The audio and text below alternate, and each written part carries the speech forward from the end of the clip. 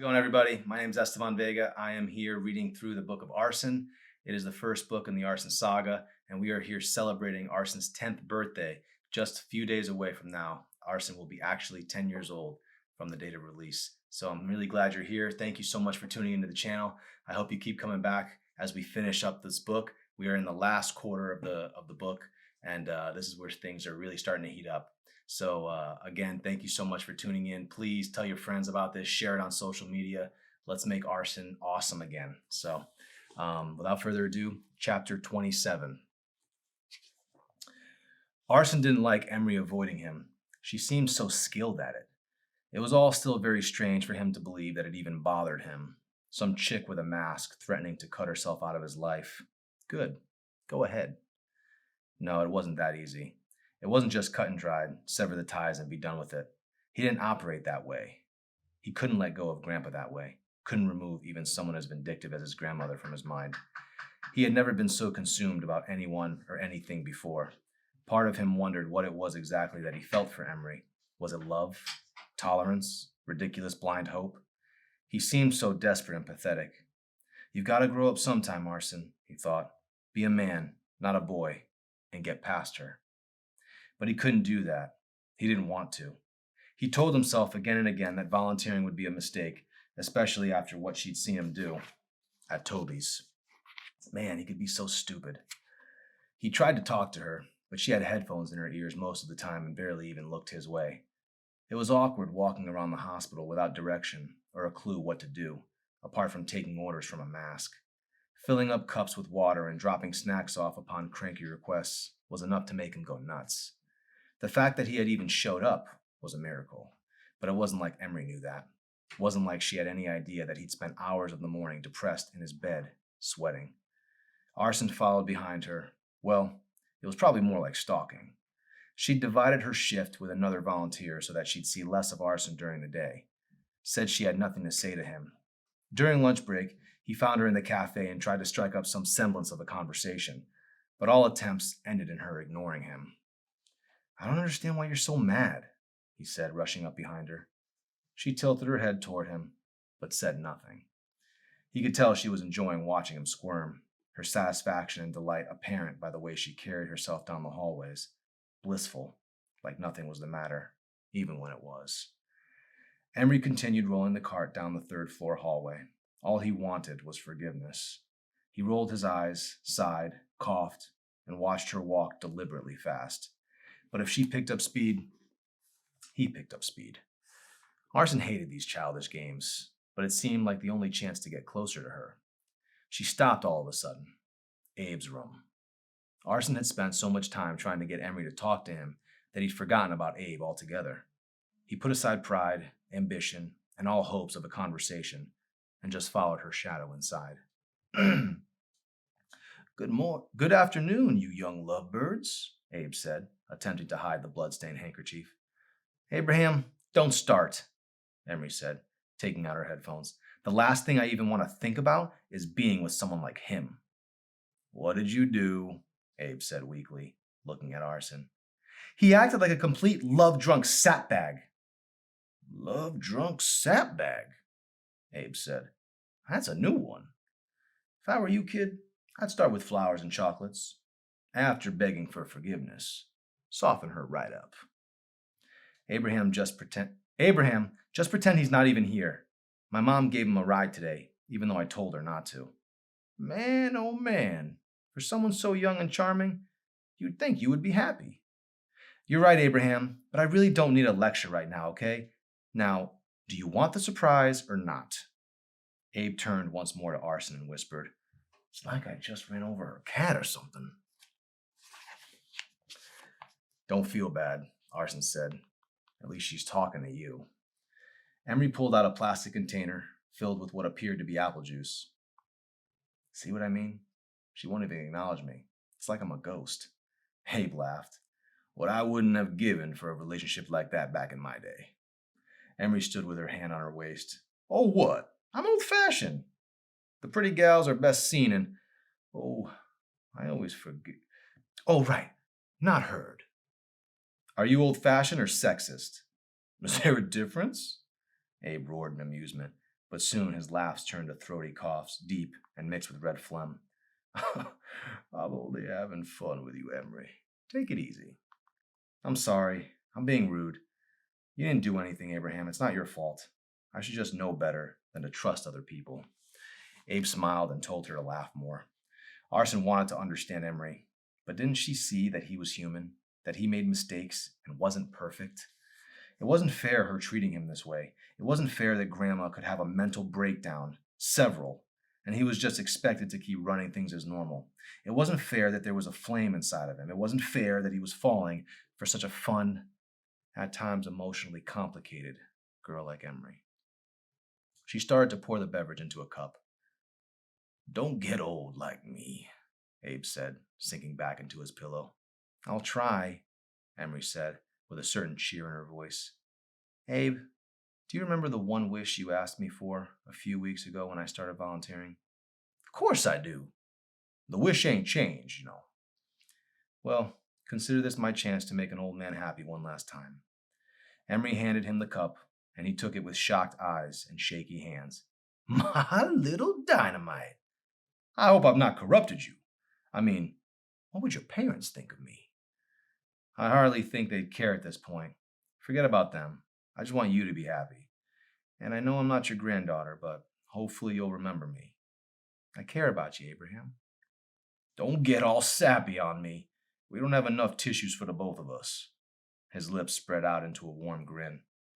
It's probably flat, but it's the best I could do. He smelled the drink before sipping it. Where'd you get it? It's not exactly easy for a preacher's daughter to get a hold of stuff like this. You'd be surprised. You have to promise to keep this between us. If anyone finds out about this, I'm officially DEAD. You don't have to worry about me. I'm no snitch. Thank you, baby. Abe took a long sip, rolled his eyes back, and relished the moment. Arson stared at the stretchy flesh that made up Abe's throat, watched his Adam's apple bob up and down as he swallowed the sweet new taste of an old desire. It was peaceful. Emery waited for Abe to finish his cup and wrapped the contents covertly beneath the jello tray. Amy wanted him so badly. She'd imagined making love to him in her sleep, and even while she was awake, the way Carlos might kiss her. Would his lips taste the same? Or had they been jaded from 25 years of listless lovers? The thoughts had taken her away from much of what needed to be done around the hospital. During her shifts, patients were put on hold, and other nurses were asked to wait until Amy finished reapplying makeup, ruffling her hair, anything to catch Carlos's attention when he passed her in the hallways. She could get a smile out of him in public, but she craved more. She was the one who had changed after all, trading a life of mystery and fun for an organized one secluded in churches and lonely bedrooms. The man she loved was in love with the other things, like congregations and beer. Was she really all that guilty? After all, there were plenty of times when Joel glanced far too long at a choir director or cute ushers during a morning service. Long hours spent during the week counseling and ministering, as he said, while she and Emery ate dinner cold. Amy had always wondered if this would happen, used to fear it. Most girls spent their wedding nights embracing their husbands. Amy had been held, but she couldn't help thinking that one day she might break Joel's heart, like she'd broken Carlos's heart, and others before him. When they hugged or got romantic, she'd get the feeling, and it would consume every waking breath. She had been just strong enough to keep stray thoughts at bay these long years, but she'd always wanted to look, wanted to dream again of something sweeter, more right, of a love uncorrupted by family ties or religion or friends. So, how have you been adjusting to the environment, Amy? Since we last spoke a few weeks ago, Carlos asked, breaking the silence. His voice gave her chills. Better. Lie. Could he tell? I'm only here to make ends meet for my family. Okay, that was at least partly true. Really? No, she was here for him. It had always been Carlos. It should have been Carlos. Coming back to work hasn't exactly been easy for me, but it's nice to get away once in a while. Get away? He asked. From my life. Joel and I aren't exactly talking right now. We're going through some hard times, my husband especially. Now he would understand that this wasn't just about her and her family, but about him. She was thinking about him, dreaming about him, longing for him. It had taken her weeks to finally be honest with herself. Maybe now she could be honest with him. So, remind me again what happened. Carlos stroked his chin and twitched his lips a certain welcoming way. Amy remembered him doing it often when they used to date. She smiled and then paused, not sure if she was ready to share something so personal. But the sound of a ticking clock at the back of the office provoked her to speak. My husband's church kicked us out when they found him drinking in the office. It was a Tuesday. I remember when we got the news that he was out of a job. The last thing they wanted was an inebriated fool for a pastor. They called us heathens. Ouch. Whatever happened to love in the church, huh? Well, I can't say I blame them. Joel came home drunk one night, and I nearly had a heart attack. But it's not exactly catching up conversation, is it? Well, we've been catching up for the last couple of weeks, haven't we? A pause. I so wish we'd kept in touch, Amy. Think of all the time we've lost, all the memories we might have shared. Amy's fingers cut through her hair as she leaned up in the chair. It wouldn't have been right. I'm a married woman. The girl I used to know went out of her way to bend the rules. I'd hate to see a little church ruin that free spirit. Free spirit? Is that what they're calling promiscuity these days? Come on. He shrugged. Don't be so hard on yourself. I'm not throwing any stones here. We had fun in the past, didn't we? She leaned back and tried to sit up straight, but couldn't get quite comfortable. I was young and naive, but we were in love. It was a long time ago, Carlos. We're different people now. Goosebumps chilled her forearm. It was a different life. We were just kids. I didn't know what I wanted. If you ask me, you still don't. An arrow she wasn't ready for. His words pierced deep and left a scar to prove it. I don't remember asking for your 2 cents. Carlos raised his hands in defense. I crossed the line, didn't I? Please forgive me, Amy. You're absolutely right. We have changed. I'm just glad one of us has found happiness. That's rare in today's world. I can only hope that one day I too can find it. He got up and quartered her out of the office. I've got to go in for surgery soon. Yeah, and I've got patients to attend to. Carlos, I'm not sure these visits to your office in the middle of the day are the best thing for either of us. I don't want to ruin your reputation. She wanted him to say something, anything. She loved to hear his voice, the way it cracked through the air. She could smell his breath when he got up close, still sweet. At length, Carlos replied, Don't worry about it, Amy. Like I said, you were never one to play it safe. Look, if you need anything, you know I'll always be here for you. She nodded, an answer she needed. The door to the office closed behind them. They went off in opposite directions down the hall. But Amy looked back. Chapter 28.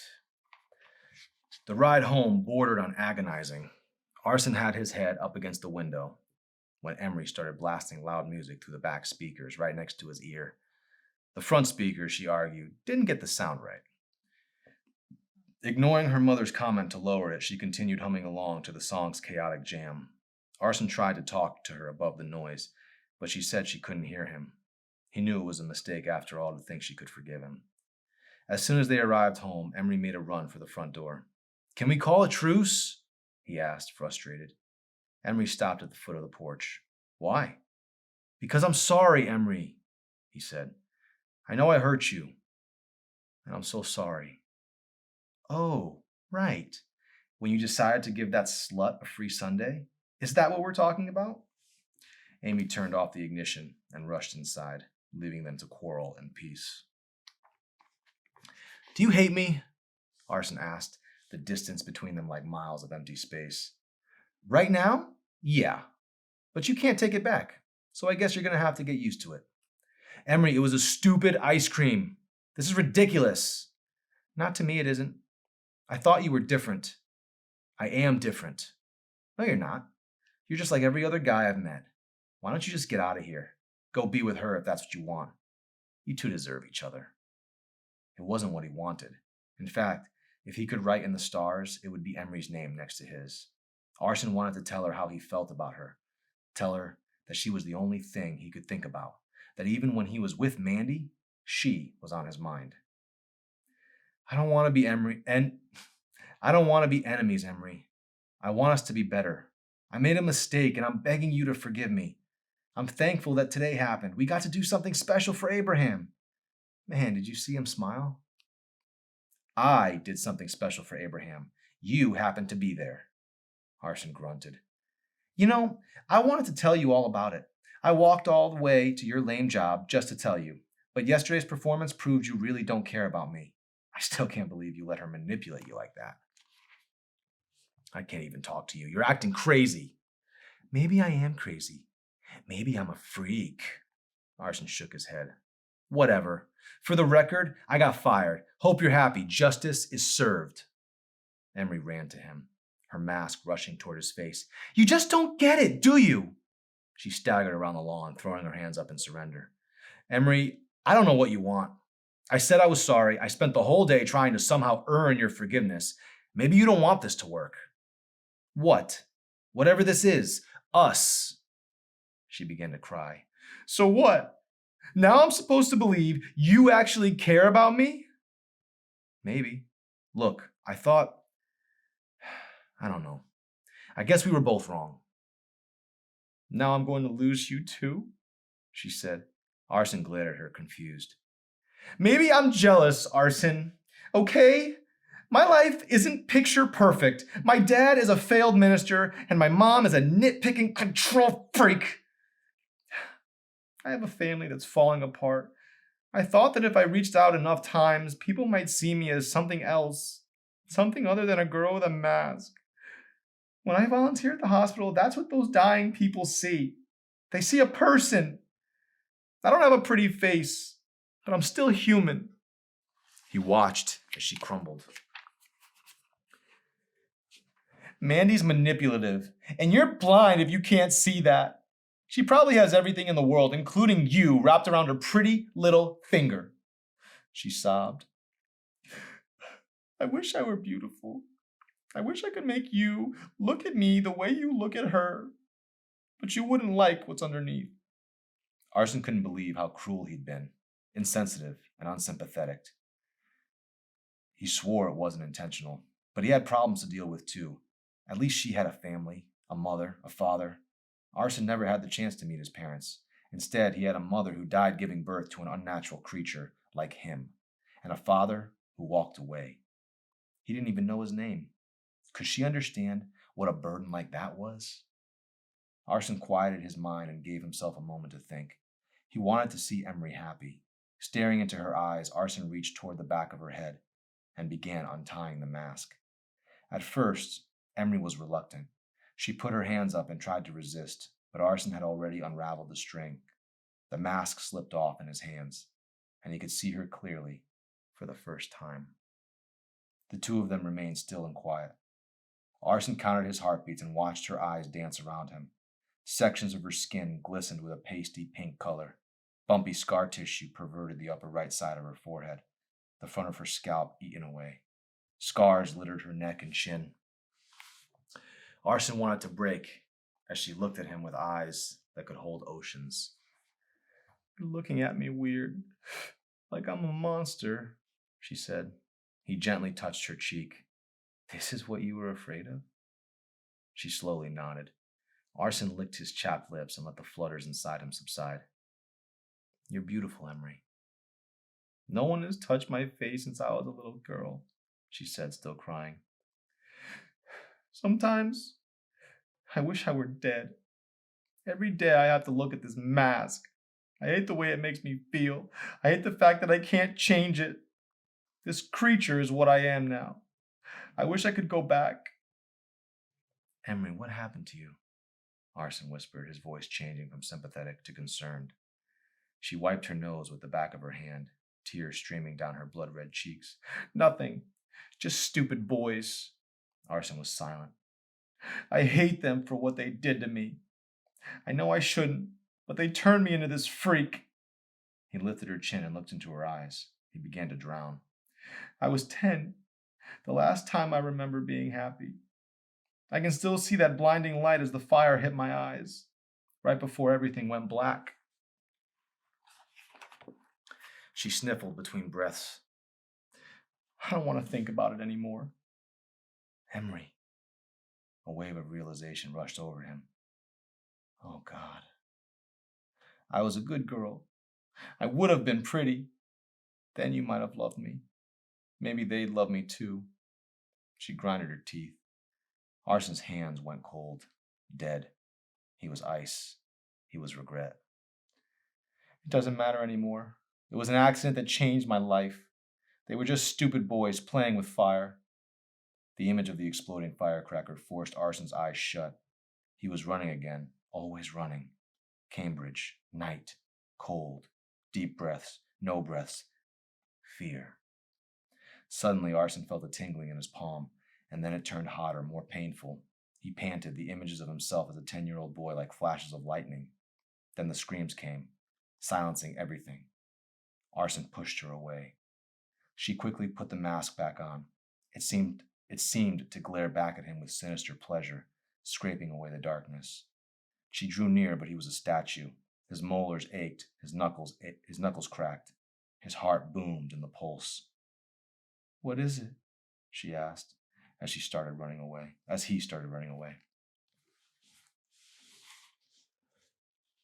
Emery dangled her head over the toilet bowl, puking out regret. The sick feeling in her stomach expanded and expanded until all viable space was devoured.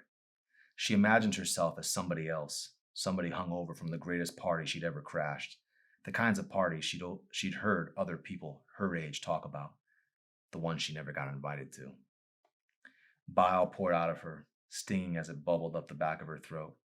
She watched in a dizzy haze as drops of what she had eaten for lunch sank into the pool and then floated back to the top. The smell made her hurl even more. After a few minutes of self-condemnation, there was a loud knock on the door. It was her father. She told him to go away. Emery didn't know why, but it felt like spiders were crawling across her skin. Big, hairy spiders with no sympathy for an ugly girl. They wanted the mask. They wanted her. The haunting sensation made her take off the mask and throw it across the bathroom floor. I'm so stupid, she slurred. Emery flushed the toilet, brushed her hair back, and sighed.